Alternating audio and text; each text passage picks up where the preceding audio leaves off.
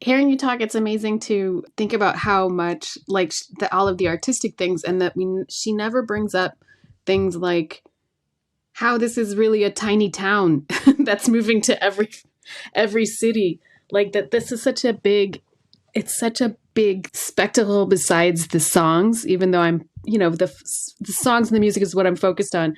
But I also know that she's so powerful. She hired the rain to rain, like she can, do you know? she's that. She can make one call and have it rain, like she's got that much money. She controls weather. Oh, you know what I mean? This is what's fascinating to me is that it's so personal, as if she's just like your neighbor, and she's just got it. She's got an album out. Good for her. She really loves what she does, and I feel like I know her or whatever. But then there's the other part of it, which is like she's writing. You were talking about writing songs, that she's writing songs while she's on the tour, releasing them. Then she also, when we did the re-releases of all of her music already, which was wild to have recorded something and then re-recorded it with her. And then also while she's on the tour, new music. And then also after all these number one songs on the Billboard charts, all of a sudden the albums are now back on the Billboard charts at the same time. So it's this wild, I mean, there's really not been anything like this ever on that side of things, of just, the machinations of that. But just that it really is this tour is like a happy tornado, I guess. You're listening to a conversation between Joanna Rakoff, an author and Eras tour groupie, and Tamara Federici, producer of Every Band Ever. Already in progress. Back with us today is Joanna Rakoff, who's joined us last time for She, as you remember, was with us last time, just happened to be right before the Midnights album came out, and she picked Taylor Swift to talk about. So we had a lot of fun doing that. She's back here full circle to talk about her experience of hearing the music live and the Eras tour itself. This is post 10 number one hits, post Ticketmaster scandal, post boyfriend change, in the midst of thousands of fans who are lining up outside of the coliseums that she's playing at just to sing her music. So I'm eager to hear what this was like for you, Joanna. So thank you so much for coming back. I'm really excited to talk to you. Oh my God, I'm so excited to be here. I have so many questions for you. And yeah, okay, I'll save it. But I mean, the concert, like my 2-second kind of like summary, if you had to ask me, was people in costumes. Yes. I was not prepared for that. I mean, I just didn't understand. I obviously understood the volume and breadth of Taylor Swift's, kind of fame and cult or what have you, but I didn't really get that I was going to arrive at, so I live in Boston, so I saw her at Gillette Stadium. It still seems weird to call it Gillette Stadium. It's like a razor or whatever. Anyway, but I wasn't prepared to park our car and see immediately, 100 young women. I mean, I'm not sure how old they were. Were they teenagers? Were they in their 20s? I have no idea. Dressed as Taylor Swift at various moments in her career, or just kind of in crazy Taylor Swift mashup costumes, or with 13 drawn all over them, or t-shirts that said, "I'm the problem, it's me," or what have you. I don't know. What was I thinking? I have no idea what I was thinking, but not that. That is not what I was thinking. Now what era were you dressed in? That's a really good question. So I initially was thinking stadium concert. I am dressed as Taylor Swift at home with her cat in sweatpants and a cup of chamomile tea. However, So I discussed this with my husband, whose name is Kirill, who has a uniform. He wears the same, not the exact same thing, but he has like an outfit that he wears pretty much every day. So that's what he wore. He was like Taylor Swift dad outfit. Um, and I said, stadium concert, I should wear something really comfortable, right? And he said, absolutely, sneakers, just be as comfortable as you can. And so He's obviously I not a actually, Taylor Swift fan. no, though he is a Taylor Swift fan secretly. He won't admit it. Like, as in, yesterday, he sent me a screenshot of a man wearing a t-shirt that said, dads are Swifties too. And I mean, obviously he wants that t-shirt, right? I'm just going to be honest here. I don't have a pair of sweatpants, so I couldn't actually full on commit to the cat, at home. I guess it would be like the Taylor Swift lockdown, folklore, evermore period. So I was wearing just a pair of like loose trousers and like some sort of shirt. And my middle child, whose name is Pearl, who's 14, was like, no, mama, is that really what you're going to wear? No. And so I changed into a black, kind of like somewhat fitted, sparkly dress that has a kind of like, I'm going to murder you with an ice pick in your sleep sort of look to it. Not tight, because I still wanted to be comfortable. And here, like, I was getting so much feedback from my family.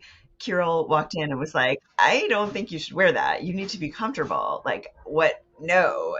And I showed it to my other kids, and my son, who's 18 and is probably the biggest Swiftie in our family, said, reputation. Yeah. And I was like, yes, reputation. So that's really the answer to your question. But then I succumbed to pressure and changed at the last minute. I had a conversation with Pearl, who was like, mama, it can be anything. Like, you could just wear a red dress and then you're red. And so that is what I did. I had approximately 30 seconds to change before getting in the car. And so I wore like a kind of red dress with puffy sleeves from this designer called Batsheva, who makes these dresses that are all based on the Laura Ashley dresses she owned as a small child. So you basically look kind of like an American Girl doll in them. And so I did not look like Taylor Swift, but I was wearing red, and I did wear like a cat eye. So I attempted to do this like through YouTube videos and looking at pictures of Taylor Swift. And notoriously, the lines for the bathroom at the show were insanely long, like an hour-long wait to go to the bathroom. So I waited through all the opening acts. I waited until Taylor got to a song that was not one of my favorites. There are very few that are not my favorites, but there was one that I was like, I like this, but like I can miss it. Went to the bathroom, peed, looked in the mirror, and my cat eye was like smeared all over my face. So I looked not like Taylor Swift by any stretch of the imagination, but more kind of like Fleabag. I would say you did Taylor Swift right. She would want you to make it your own, but also you're part of a breakup song is what it sounds like. You're part of Taylor's new breakup songs. That's what you were channeling. Exactly. You're very Taylor Swift. You're being in your feelings, Taylor Swift, I think. Yeah, I was like Taylor Swift in her Laura Ashley nightgown with her makeup smeared all over her face the day after. Yes. See, that's what you went as. You did it. You did it better than you thought you could do it. It's like when kids on Halloween go as like a zombie cheerleader. Yes. That's what You and a zombie Taylor.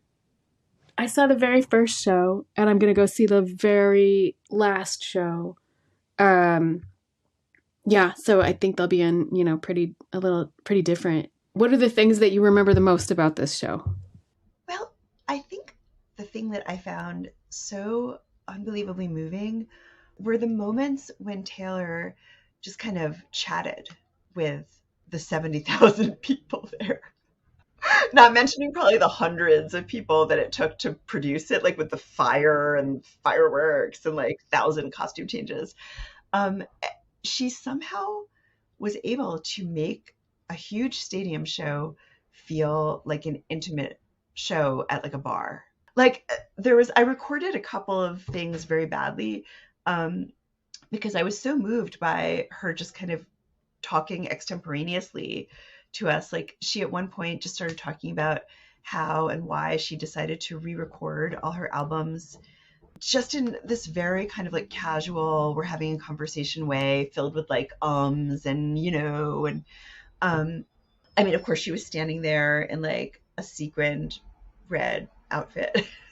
um so that was not that casual, but it was just incredible. Like people were rapt and she was so just this is a word that I hate, but she was so authentic and just nice and warm. And she seemed genuinely so happy to be there, so happy to be performing, singing. She seemed to genuinely love everyone there with her, like genuinely love Gracie Abrams, genuinely adore Phoebe Bridgers, but also genuinely love like her dancers. Like she was having so much fun with them. They were incredible and genuinely love the audience.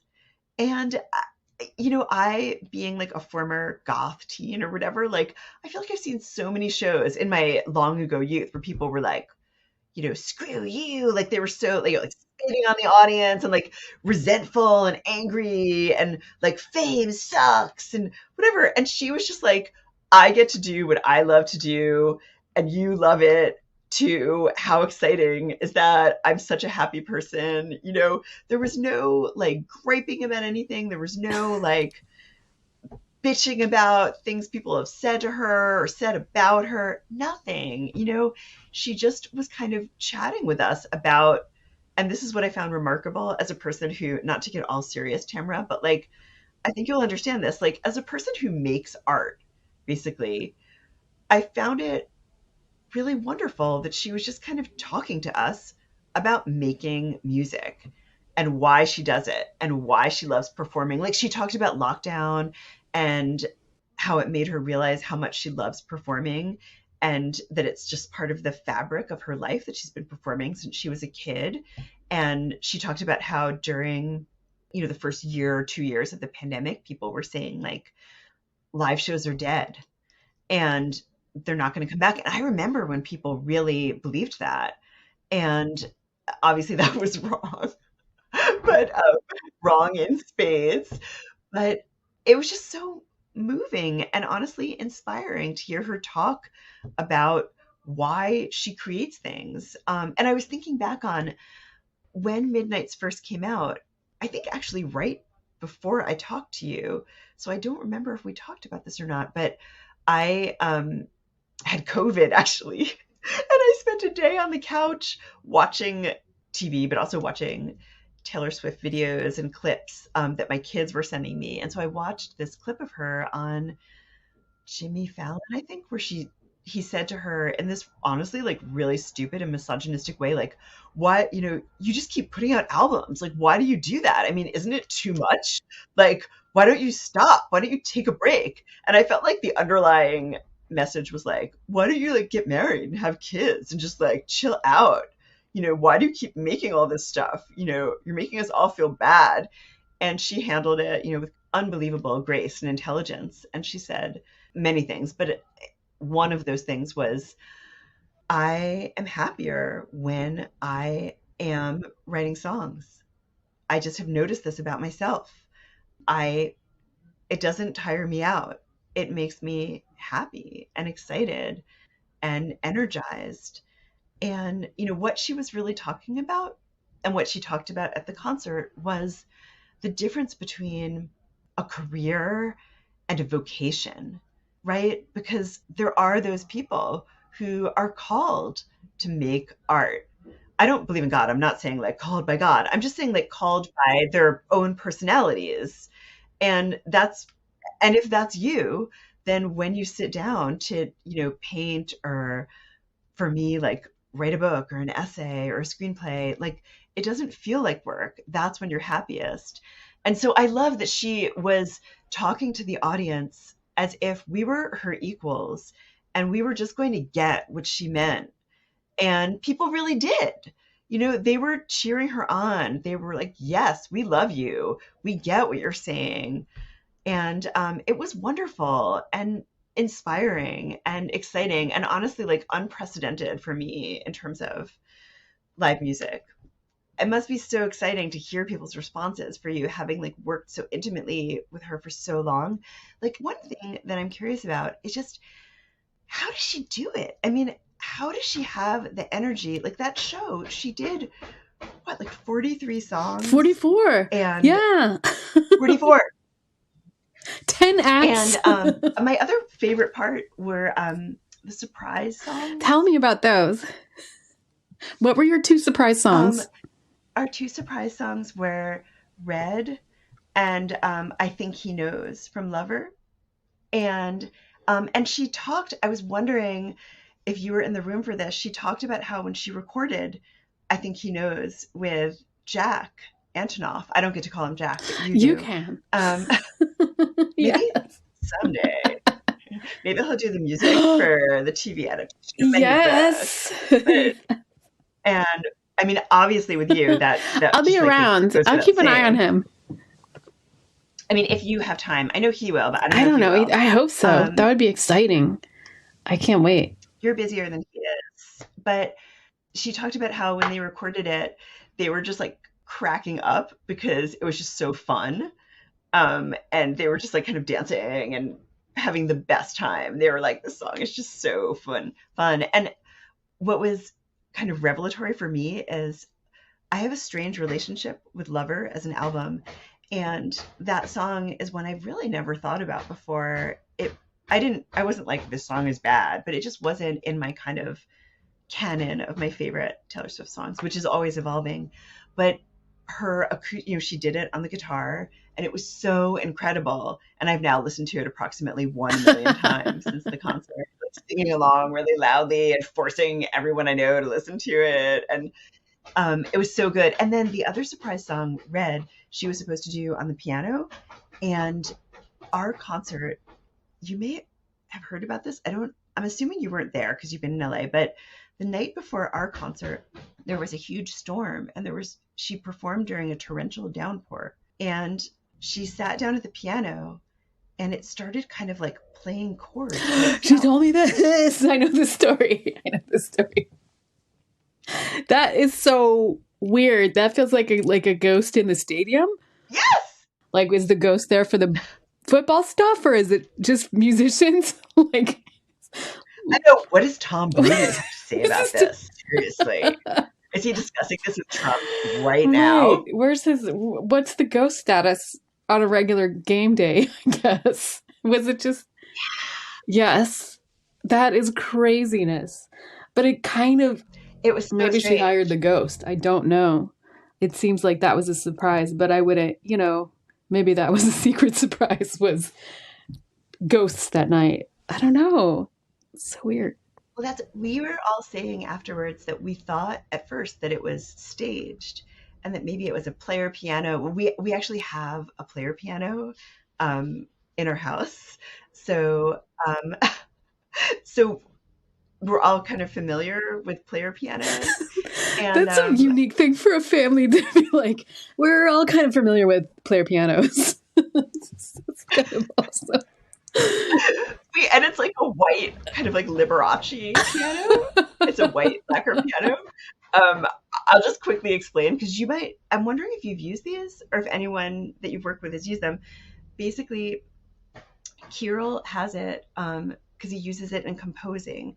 And essentially you can kind of play something and it plays it back for you. So I could be getting this wrong as a person who doesn't know that much about composing classical music or anything, but I think that what he can do is, like, let's say he's writing a piece that's for piano and violin and like, I don't know, gong or like ukulele, whatever. He's never done that. But anyway, like he can sort of have the piano part played for him while he does the violin part and kind of hear a bit what it's like. Wild. I have not thought to use those a lot, but they would be really helpful. And the last time I saw one was in the Peabody Hotel, and it was playing all wistful songs during the pandemic, the early part of the pandemic. And it was all like Bonnie Raitt's I Can't Make You Love Me. Oh my God, a player piano playing Bonnie Raitt. And then when I came in, I actually have this recorded by accident. The other one is Purple Rain. It's all like kind of sad songs. And then the one from Breakfast at Tiffany's, Moon River. So it's Moon all that River. type of stuff, but it was sort of like, one, how did these guys know that in the middle of a pandemic we would not be needing, like that we couldn't use people there? So this self-playing piano was like, man, you guys were really on the money with this. How did you know? That's And then genius. Before we had one, I assumed that all player pianos only played like the theme song for the entertainer. You know, that's what I thought a player piano was. that would be so funny. I But yeah, that's what we thought the moss covered piano was. We thought it was like some kind of trick, and we didn't know what was going to happen, but it turned out to be real. And so she ended up doing it she was like, I guess I'll do this on the guitar. Okay. And that was another amazing moment. It was like, she was like, wait, do you guys hear that? What is going on here? And she was genuinely cracked up and baffled by wild. it. That was your night. Oh my gosh. Holy cow. Yes. She's such a goodie. Well, so I will say that moss is sort of a known, it's a damper. So a lot of people use them on their pianos, is a moss dampener. And so, right, that actually helps muffle the sound and make it sound a little differently. So that was I mean, it makes sense because that's from the 1800s and people don't really use it anymore because we have climate controlled situations for the most part. But sort of the more moss, the better. If you want there is a thing called like a mossy sound. So people know that means you're kind of like you're kind of going to get, like a little downtrodden, it just sounds like it's covered. And then, you do have to take care of it. You can't let the moss get dry. So you need to have some people actually hire a part-time moss waterer, moss spritzer person. So she may have one, or the rain may have done it itself. But, it has a whole ecosystem in there. Sometimes you get worms and that'll change the sound. It makes it sound more, I'm going to say rubbery. It makes it sound a little more, it just sounds different when there's life in there and then when there's not. And then when you're done with it, you just lay it back out on the ground and that's it. So it's actually been a really ecologically sound, type of instrument covering to use. I feel like I wish we would go back to that. Yeah, I'm going to go to the moss store this afternoon and check out their selection. It's great. Yeah, the greener the better. Yeah. And if they try to sell it to you without the dirt, they're kidding themselves. So yeah, because it's just going to die. Right? That's just grass. That's just somebody's mowed grass. Wow. Truly freaking epic. Joanna Rakoff has written 2 international bestsellers, My Salinger Year, the memoir and feature film starring Margaret Qualley and Sigourney Weaver, and her novel, A Fortunate Age. Rent My Salinger Year wherever you stream movies. Tamara Federici is currently writing an album for tweens with The National. EBE is Will Velasquez as editor and producer, Clark Jackson as audio engineer, Will Brierley as publicity, Mary Lear as coordinator, Jonah Katz as special projects with artwork by Simon Morris. Winheld Linktree at Every Band Ever on Instagram. Bye bye.